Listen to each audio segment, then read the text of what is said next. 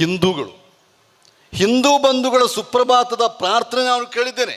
ಸರ್ವೇ ಭವಂತು ಸುಖಿನಃ, ಸರ್ವೇ ಸಂತು ನಿರಾಮಯ, ಸರ್ವೇ ಭದ್ರಾಣಿ ಪಶ್ಯಂತು, ಮಾ ಕಶ್ಚಿತ್ ದುಃಖ ಭಾಗ್ ಭವೇತ್, ಓಂ ಶಾಂತಿ ಶಾಂತಿ ಶಾಂತಿ.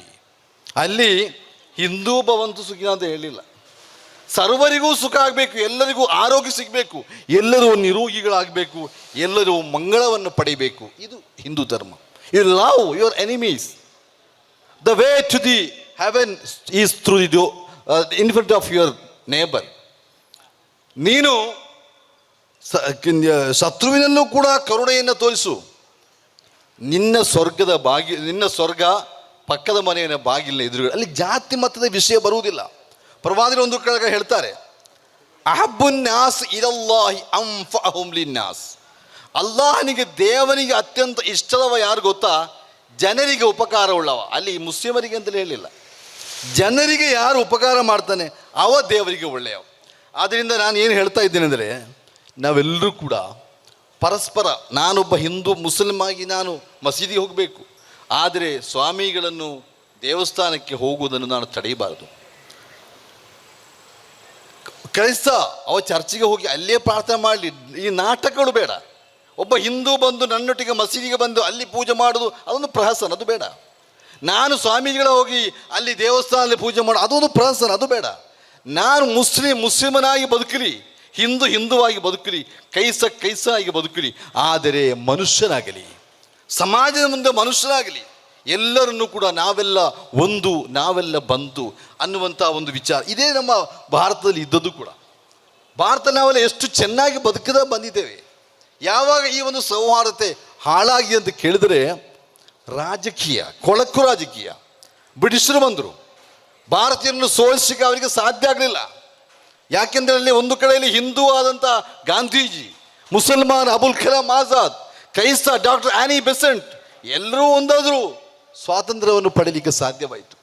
ಸ್ವಾತಂತ್ರ್ಯವನ್ನು ಕೊಡುವಂಥ ಹಂತದಲ್ಲಿ ಅವರು ತುಂಬ ಪ್ರಯತ್ನ ಪಟ್ಟರು. ಅದರಲ್ಲಿ ಮಾಡಿದಂಥ ಒಂದು ದೊಡ್ಡ ಒಂದು ಅನ್ಯಾಯ ಅಂತ ಹೇಳಿದರೆ, ಹಿಂದೂ ಮುಸ್ಲಿಮರನ್ನು ಪರಸ್ಪರ ಬೇರ್ಪಡಿಸುವಂಥ ಪ್ರಯತ್ನಗಳು. ಇವತ್ತು ಕೂಡ ರಾಜಕೀಯ ಪುಢಾರಿಗಳು ಅದನ್ನೇ ಮಾಡ್ತಾ ಇದ್ದಾರೆ. ನನ್ನೊಂದು ಕಥೆ ನಮಗೆ ಬಂತು. ಒಂದು ಸರ್ಕಸ್ ಕಂಪನಿ, ಆ ಸರ್ಕಸ್ ಕಂಪನಿಗೆ ಒಂದು ಸಿಂಹ ಬೇಕಾಗಿತ್ತು. ಆಗ ಅವ ಏನು ಮಾಡಿದ ಅಂತ ಹೇಳಿದ್ರೆ, ಒಬ್ಬ ರಹೀಮ್ ಅಂತ ಒಬ್ಬ ಹುಡುಗ ಸಿಕ್ಕಿದ. ಅವನ್ನ ಕೊಂಡು ಹೇಳಿದ್ರು, ಬಾ ನೀನನ್ನು ನಾವು ಸಿಂಹ ಮಾಡ್ತೇವೆ. ಇಬ್ಬ ಸಿಂಹ, ನೀನೇನು ಹೆದರಬೇಡ, ನಿನ್ನನ್ನು ನಾವು ಸಿಂಹದಾಗ ಮಾಡಿ ನೀನು ಅಲ್ಲಿ ನಮ್ಮ ಒಂದು ಪಂಜರ ಇದೆ ಅದರಲ್ಲಿ ಕುಳಿತುಕೊಂಡ್ರೆ ಸಾಕು ಅಂತ ಹೇಳಿದರು. ಒಪ್ಪಿಕೊಂಡ, ಹೋದ, ಎಲ್ಲ ರೆಡಿ ಮಾಡಿ ಒಂದು ಪಂಜರೊಳಗೆ ನನ್ನನ್ನು ಸಿಂಹ ಮಾಡಿ ಕುಳಿಸಿರು. ಆದರೆ ಸ್ವಲ್ಪ ಪಕ್ಕದಲ್ಲಿ ಇನ್ನೊಂದು ಪಂಜದಲ್ಲಿ ಹುಲಿ ಇದೆ. ಈ ಹುಲಿಯನ್ನು ನೋಡಿ ಇವನಿಗೆ ಬಹಳ ಭಯ ಆಗ್ತದೆ. ಯಾಕಂತೇಳಿದ್ರೆ, ಅದರೊಬ್ಬ ಈ ಕೆಲಸದವ ಇದ್ದಾನಲ್ವ, ಅವ ಯಾವತ್ತೂ ಹೋಗಿ ಈ ಪಂಜರದಲ್ಲಿರುವಂಥ ಸಿಂಹದ ರೂಪದಲ್ಲಿರುವ ಯಾರು ರಹೀಮ, ಈ ರಹೀಮನಿಗೆ ಊಟ ಕೊಟ್ಟು ಹೋಗಬೇಕು. ಹೋಗಿ ಮತ್ತೆ ಅಲ್ಲಿ ಹುಲಿ ಇದೆಯಲ್ಲ, ಆ ಹುಲಿಗೆ ಊಟ ಕೊಡ್ತಾನೆ. ಇವನಿಗೆ ಭಯ ಏನಂತೇಳಿ, ಯಾವತ್ತಾದರೂ ಒಂದು ದಿವಸ ಈ ಕೆಲಸದವ ಒಂದು ವೇಳೆ ನನಗೆ ಊಟ ಕೊಟ್ಟು ನನ್ನ ಪಂಜರನ್ನು ಬಂದು ಮಾಡದೆ ಹೋಗಿ, ಹುಲಿಗೆ ಊಟ ಕೊಟ್ಟು ಹುಲಿಯ ಪಂಜರವನ್ನು ಕೂಡ ಬಂದು ಮಾಡದೆ ಹೋಗಿ ಬಿಟ್ಟರೆ, ಆ ಹುಲಿ ಏನಾದ್ರು ನನ್ನ ಮೇಲೆ ದಾಳಿ ಮಾಡಿದರೆ ನನ್ನ ಅವಸ್ಥೆ ಏನು? ಭಯ. ಒಂದು ದಿವಸ ಏನೋ ಪುಣ್ಯಕ್ಕೆ ಹಾಗೆ ಆಯಿತು. ಕೆಲಸದವ ಬಂದ, ಈ ರಹೀಮನಿಗೆ ಅಂತ ಹೇಳುವ ಸಿಂಹ ರೂಪದಲ್ಲಿರುವ ರಹೀಮನಿಗೆ ಊಟ ಕೊಟ್ಟ, ನೇರ ಹೋದ, ಬಾಗಿಲು ಬಂದು ಮಾಡಲಿಲ್ಲ. ಆತ ಹುಲಿಗೂ ಊಟ ಕೊಟ್ಟ, ಸೀದೆ ಹೋದ, ಬಾಗಿಲು ಬಂದು ಮಾಡಲಿಲ್ಲ. ಪಾಪ ಇವನಿಗೆ ಟೆನ್ಷನ್ ಆಯಿತು. ಅಷ್ಟರಲ್ಲಿ ಆ ಹುಲಿ ಮೆಲ್ಲ ಹೊರಗೆ ಬಂತು ಸಿಂಹದಿಂದ. ಹೊರಗೆ ಬರುವಾಗ ಇವನಿಗೆ ಡವಾಗ್ತಾ ಇದೆ, ಏನಾಗ್ತಾ ಇಲ್ಲ ಸಾಧ್ಯ ಇಲ್ಲ, ಹುಲಿ ಬರುವುದು. ಆಗ ಆದರೆ ಏನು ಮಾಡೋದು? ಭಾವಿಸಿದ, ಇವತ್ತು ನನ್ನ ದಿನ, ಇದು ಕೊನೆಯ ದಿನ ಅಂತೇಳಿ. ಹಾಗೆ ಆಯಿತು. ಹುಲಿ ಬಂತು.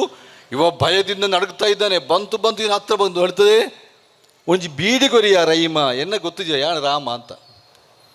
ವಿಷಯ ಅಂತ ಹೇಳಿದ್ರೆ, ಅವನು ಅಲ್ಲಿ ಕೂಡ ಮಾಡಿದ್ದು ಅಷ್ಟೇ, ರಹೀಮ ಅಂತ ಅಲ್ಲಿ ಹುಲಿ ಮಾಡಿದ್ದು ಗುರ್ತೊಬ್ಬ ರಹೀಮನನ್ನೇ. ಇಷ್ಟ ತನಕ ಇವ ಏನು ಮಾಡಿದ್ದ ಅಂದರೆ, ಭಯದಿಂದ ಇದೇನೋ ಹುಲಿ ಅಂತಲೇ ಹೆದರ್ಕೊಂಡಿದ್ದ. ಯಾವಾಗ ಅವನ ನಿಜವಾದ ಮುಖ ಗೊತ್ತಾಗ್ತದೆ, ಆಗ ಅವನಿಗೆ ಧೈರ್ಯ ಬರ್ತದೆ. ಇವತ್ತು ಏನಾಗಿ ಅಂತಂದರೆ, ನಮ್ಮನ್ನು ಕೆಲವು ದುಷ್ಟ ಶಕ್ತಿಗಳು ಬೇರೆ ಬೇರೆ ಮಾಡುವಂಥ ಪ್ರಯತ್ನಗಳನ್ನು ಮಾಡ್ತಾ ಇದೆ. ನಾವು ಅದನ್ನು ಬಿಟ್ಟು ನಾವೆಲ್ಲರೂ ಮನುಷ್ಯರು ಅಂತ ಹೇಳುವಂಥ ಒಂದು ವಾಸ್ತವವನ್ನು ತಿಳಿದುಕೊಂಡು ಬದುಕಿದರೆ ಖಂಡಿತವಾಗಿಯೂ ಇಲ್ಲಿ ಯಾವ ಸಮಸ್ಯೆಯೂ ಇರುವುದಿಲ್ಲ. ನಮ್ಮಲ್ಲಿ ದೇಶ ಪ್ರೇಮ ಅಂತ ನಾವು ಹೇಳ್ತೇವೆ. ಇವತ್ತು ದೇಶ ಪ್ರೇಮ ಅತ್ಯಂತ ದೊಡ್ಡ ಮೌಲ್ಯ. ದೇಶ ಪ್ರೇಮ, ಈ ದೇಶ ಪ್ರೇಮ ಅಂತ ಹೇಳಿದರೆ ಕಾಶ್ಮೀರದಿಂದ ಕನ್ಯಾಕುಮಾರಿಯವರೆಗಿನ ಭಾರತದ ಬರೀ ಮಣ್ಣನ್ನು ಪ್ರೀತಿಸುವುದಲ್ಲ, ಈ ಮಣ್ಣಿನಲ್ಲಿ ಬದುಕು ಕಟ್ಟಿಕೊಂಡಿರುವ 140 ಕೋಟಿ ಜನ ಇದ್ದಾರಲ್ಲ, ಅವರ ಜಾತಿ, ಮತ, ಪತ್ತ, ಪಕ್ಷ, ಪಂಗಡ, ಭಾಷೆ, ವೇಷಗಳನ್ನು ಮೀರಿ ಅವರನ್ನು ಪ್ರೀತಿಸುವುದಿದೆಯಲ್ಲ, ಅದು ದೇಶ ಪ್ರೇಮ. ಅಂಥ ದೇಶ ಪ್ರೇಮದಿಂದ ಮಾತ್ರ ಈ ಭಾರತವನ್ನು ಉಳಿಸಲಿಕ್ಕೆ ಸಾಧ್ಯ. ಭಾರತ ಉಳಿದಾಗ ಮಾತ್ರ ನಾವು ಉಳಿಯುವುದಕ್ಕೆ ಸಾಧ್ಯ. ಅಂತಹ ಒಂದು ಒಳ್ಳೆಯ ದಿನಗಳಿಗೆ ನಮಗೆ ಅವಕಾಶವಾಗಲಿ ಅಂತ ಹೇಳುವ ಹಾರೈಕೆಯೊಂದಿಗೆ ನನಗೆ ನಿಗದಿಪಡಿಸಿದ 480 ಸೆಕೆಂಡುಗಳು ಪೂರ್ತಿಯಾಗಿದೆ. ಧನ್ಯವಾದಗಳು.